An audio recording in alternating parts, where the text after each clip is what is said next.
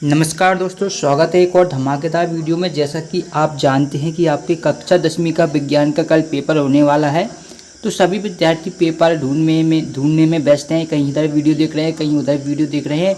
तो अब आपको इसके अलावा कोई भी वीडियो देखने की ज़रूरत नहीं है, क्योंकि इस वीडियो में आपको टॉप जो क्वेश्चन है वही बताए जाएंगे जो कि आपके एग्जाम क्वेश्चन पेपर के हैं। ठीक है, अब आपको क्या करना है, बस मैं जो आपको बता रहा हूँ वीडियो को आपको क्या है पूरा देखना है। भले ही आप क्या है चैनल को सब्सक्राइब मत करिए, कोई नहीं बोलता, यूट्यूबर सब बोलते हैं चैनल को सब्सक्राइब करिए, लेकिन मैं बोल रहा हूँ चैनल को भले ही सब्सक्राइब मत करिए, लेकिन वीडियो को पूरा देखिए। इस वीडियो में मैं आपको कुछ क्वेश्चन ऑब्जेक्टिव बताऊंगा।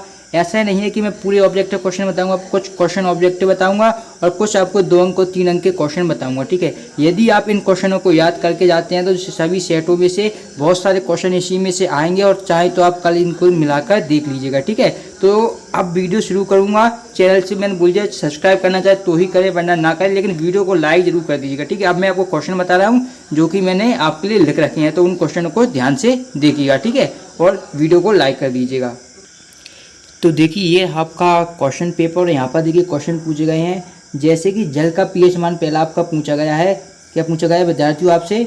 जल का पीएच मान पूछा गया है, यानी कि वाटर का जो पीएच वैल्यू होता है वो पूछा गया है। तो आप सभी जानते हैं जो वाटर ये आपके पीएच स्केल इस टाइप से मान सकते हैं। तो ये क्या 0 से लेकर 7 और 14 तक होती है। ठीक है, तो जल की जो पीएच वैल्यू होती है वो 7 होती है, और 7 से ज़्यादा यदि किसी की पीएच वैल्यू है तो वो कैसा होता है, क्षारीय होता है, और यदि 7 से कम है तो वो होता है आपका अम्लीय। तो ये बात आपको ध्यान में रखनी है। ठीक है, इसी प्रकार सेकंड क्वेश्चन दिया गया है, लेकिन ये वाला इंपॉर्टेंट है, इसमें से ये आपको करना है। ठीक है, फिर मैं बता रहा हूँ प्रकाश संश्लेषण क्रिया पौधे के किस भाग में होती है, ये आपको बताना। और इसमें जो क्वेश्चन है, ये वाले जो क्वेश्चन दिए गए हैं इनके आंसर आपको स्वयं करने हैं। बाकी जो मैं और एक्स्ट्रा क्वेश्चन बताऊंगा उनके आंसर मैं आपको स्वयं बताऊंगा। ठीक है, ये क्वेश्चन जैसे दिया गया है आपका कि यहाँ पर किधर गया, ये रहा आपका कि लेंस की क्षमता का ऐसे मात्रक क्या होता है। तो लेंस की क्षमता का ऐसे मात्रक आपका डायोप्टर होता है।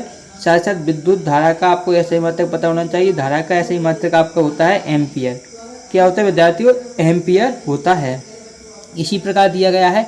ये क्वेश्चन आपको 4-5 ऑब्जेक्टिव ये वाले कर लेने हैं। अब मैं आगे बताता हूँ जिनकी मैं आपको आंसर भी बताऊंगा। ठीक है, चलिए देखते हैं।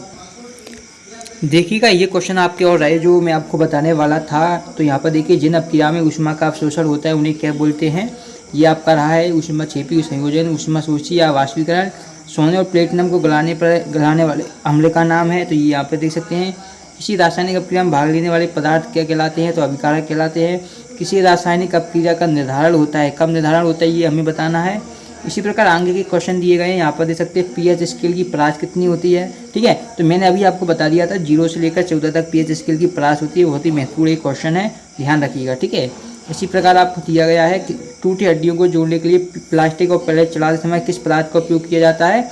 तो प्लास्टिक और पैलेट का उपयोग किया जाता है। ठीक है, पीने योग्य जल के जीवाणुओं से मुक्त करने के लिए किस पदार्थ का उपयोग होता है? तो ये यहाँ पर देख सकते हैं इस तरीके के पदार्थ का प्रयोग होता है। ये आपके ऑप्शन दिए गए हैं। ठीक है, इसी प्रकार ये आपकी यहाँ जोड़ियाँ दी गई, इनको याद कर लेना है आपको।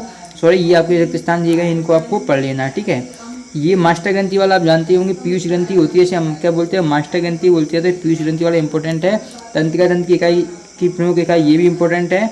ये सभी क्या है इंपॉर्टेंट है आपके एग्जाम के टेस्ट, सभी को आपको कर लेना है। ये दिए गए इनको भी आपको कर लेना है। ठीक है, तारे का टिमटिमाना ये भी बहुत ही महत्वपूर्ण है। डायोप्टर आप सभी जानते हैं लेंस की क्षमता होती है डायोप्टर। तो यहाँ पर आपको क्या करना है, इससे मिलाना है। इसी प्रकार उत्तल लेंस अवतल लेंस की क्षमता दी गई है। समतल एक सरल एक ही पथ, गोलीय वक्र का पथ, नेत्रों ये सभी दिए गए हैं, कर लेना। ठीक है, ये आपके अब क्वेश्चन दिए गए हैं। तो इन क्वेश्चनों को आपको आँख मूछ कर याद कर लेना है आज रात को। ठीक है, सोडियम को मिट्टी के देने को रखा जाता है। वायु में जलाने के पूर्व मैग्नीशियम आयन को साफ किया जाता है। रेडॉक्स क्रिया, ये सभी क्वेश्चन जो आपके दिए गए हैं इनको अभी तुरंत याद कर लीजिएगा। अब जैसे कि यहाँ पर दिया गया ताजे दूध का पीएच मान 6 होता है, दही बन जाने पर इसके पीएच मान में क्या परिवर्तन आएगा? ठीक है, तो ये दिया गया पीएच मान से रिलेटेड क्वेश्चन जरूर आएगा। अम्ल और क्षार में अंतर, ये 100% आपका क्वेश्चन आएगा ही, क्योंकि हर साल आता है अम्ल और क्षार में अंतर लगभग आपको पेपर में 4 से 5 देखने को मिल सकते हैं। पिछले साल के पेपर देखेंगे या फाइनल एग्जाम भी देखेंगे तो अंतर 4 से 5 आता ही है, तो आपको याद करना ही होगा। मिल्क ऑफ मैग्नीशियम भी इंपॉर्टेंट है। इसी प्रकार पोषण किसे कहते हैं? अमीबा में पोषण। देखिए 4 से 5 तो आपके अंतर आएंगे, और जो 2 से 3 आपके डायग्राम आएंगे। तो ये आपको इन पर आपकी पकड़ है तो आप बहुत ही अच्छा स्कोर करेंगे। ठीक है, ये देखिए ये क्वेश्चन देख सकते हैं आप। यहाँ पर देखिए प्रकाश के अपवर्तन परावर्तन, इसमें से या तो दोनों क्वेश्चन आएंगे आपके पेपर में, या इन दोनों में से एक क्वेश्चन आपका 100% आएगा। या तो दोनों पूछ लेंगे जिस तरीके से यहाँ लिखा गया है, या आपका एक क्वेश्चन तो 100% आएगा गारंटी के साथ। तो इसे जरूर कर लीजिएगा। फिर इनके दर्पण के उपयोग भी पूछे जाते हैं, अवतल दर्पण, समतल दर्पण की, ये भी पता होना चाहिए। लेंस किसे कहते हैं और लेंस की क्षमता, ये भी पता होना चाहिए दोनों। तो ये सभी आपको याद कर लेने, ठीक है। ये आप देखेंगे और निकट दृष्टि दोष और दूर दृष्टि दोष में 100% एक क्वेश्चन आपका आएगा, तो इसे भी याद कर लीजिएगा, ठीक है। इसी प्रकार ये क्वेश्चन जितने भी दिए गए हैं, देखिए अंतर तो आपका आता है, मैंने पहले ही बता दिया। जितना भी सिलेबस है आपका त्रैमासिक का, उतने अंतर याद कर लीजिए, आप आसानी से पास हो जाएंगे। तो इस तरीके से सभी क्वेश्चन आपको याद कर लेने हैं, ठीक है। और कुछ एक्स्ट्रा क्वेश्चन है वो भी मैं आपको लिख के बता देता हूँ।